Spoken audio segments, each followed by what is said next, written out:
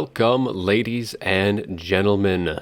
The very air around Morgur is steeped with the essence of chaos as the Beastmen charge forth against the Dawi in this Warhammer World Championship matchup between Willow on the Beastmen and Grombrindal is going to be commanding the Dawi. This is going to be a best of 3 for the second group stage, so we are going to be going over all of the games in this series. Should be some good fun for that.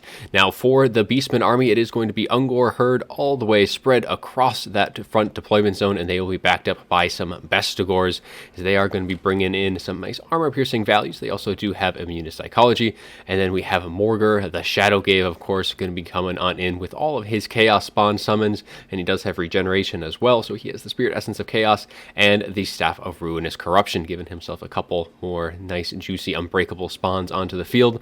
And then on the flanks, we do have some Razorgore Chariots, and the Brave Shaman of Beast going to be coming in with Transformation of Kadan, as well as the Amber Spear. So then we have some Harpies as well on both flanks, going to be providing a little bit of control to kind of stop some of the gun units for the Dawi, but the Brave Shaman and the Chariot's going to be staying nice and below that hill line, avoiding most of the fire coming on in. But for the Dawi, it is going to be Longbeards for that front line, and then there's going to be some Iron Breakers, some very elite units indeed, coming in with their blasting charges to help kind of clean out the front line for the Beastmen. And for the Lords and Heroes, it is none other than Grombrindal, the White Dwarf, going to be coming on in with his nice abilities here. He does have the Rune Axe of Grombrindal, giving himself some nice armor-piercing values. So we have the Flash Bomb to kind of reduce the speed, charge speed, and melee defense of those around him. And his Grombrindal has no fear, of course, and he is going to be flanked by Felix. Felix is going to be coming in with some nice abilities here. He does have Karagul, giving himself some fire damage, plus 40 melee attack and 32 bonus versus infantry. And against Morgur, that is going to be doing some very good work, considering he is weak to fire. He also has Helping Hand, and then Blood Oath, giving Grombrindal a little bit of extra regen in this fight. And in the backline, we have Slayers protecting a pair of Organ Guns and the Warriors of Dragonfire Pass as well. And that is going to be the army, so let's get things rolling as the Beastmen quickly close the distance to the Dawi front line, charging in against those Organ Guns.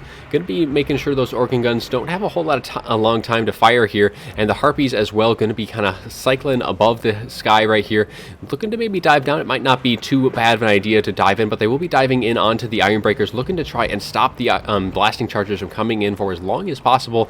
The other units are going to be coming in as well.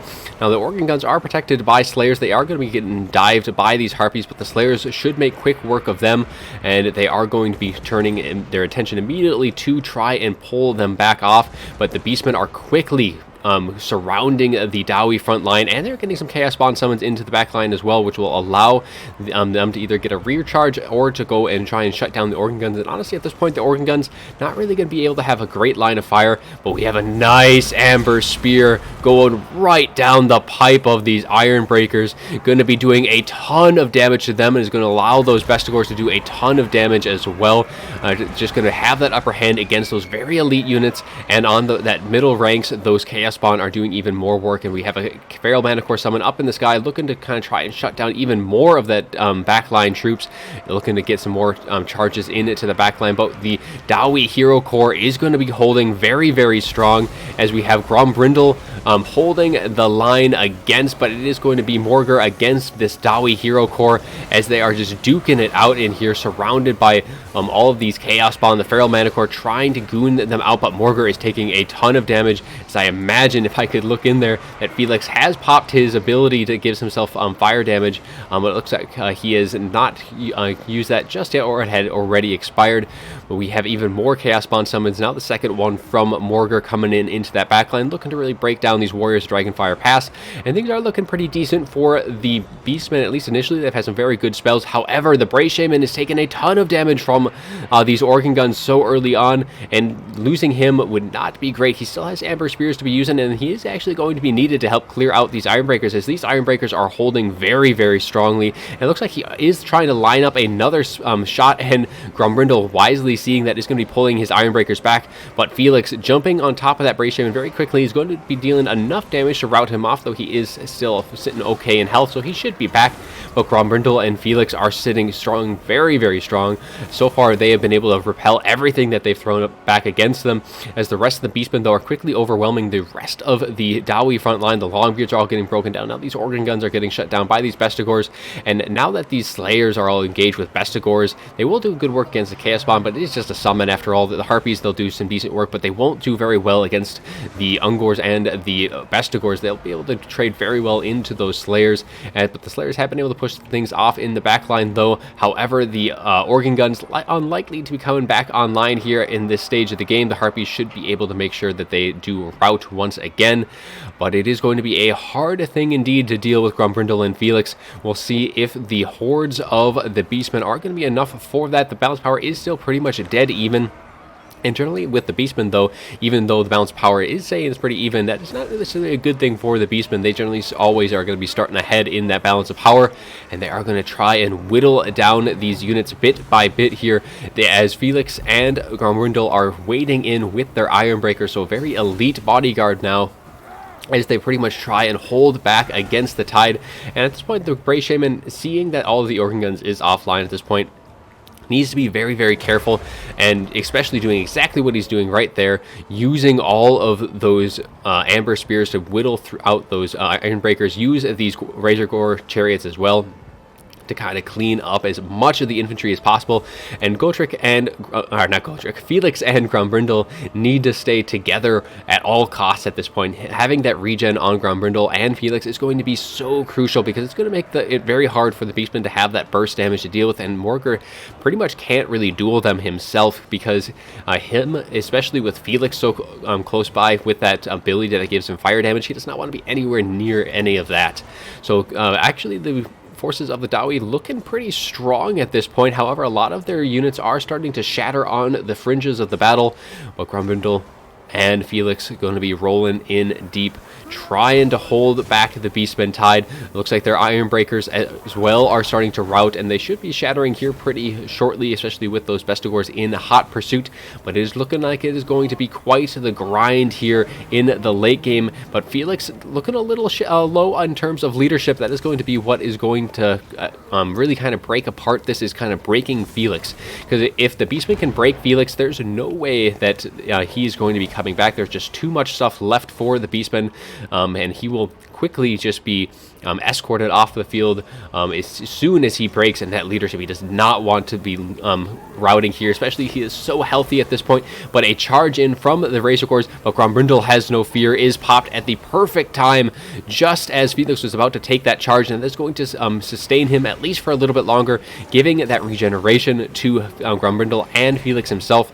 But yeah, Felix is going to be struggling a bit in terms of leadership. He does have decent base leadership, 70, but with all of these units around him, it is going to be a little hard for him to maintain as instantly as that Grombrindal has no fears wears off. He almost routed right away, but all of these Beastmen units ended up routing just in time, and that is going to allow Felix to stay in that fight. Looks like we have an Amber Spear. Actually, no, that is a transformation of Kadan coming in, looking to kind of help muck things up, giving that fear and terror to this fight. And if we look at Felix, he does not have that immune to psychology, so that fear and terror will be affecting him. That is going to be what is going to help break apart this Dowie formation. Balance power is starting to ebb actually into the favor of the Beastmen, but this fight is going to be going on long and hard. But that transformation to Kadan is going to be in that balance of power just a little bit, and actually immediately rampaging.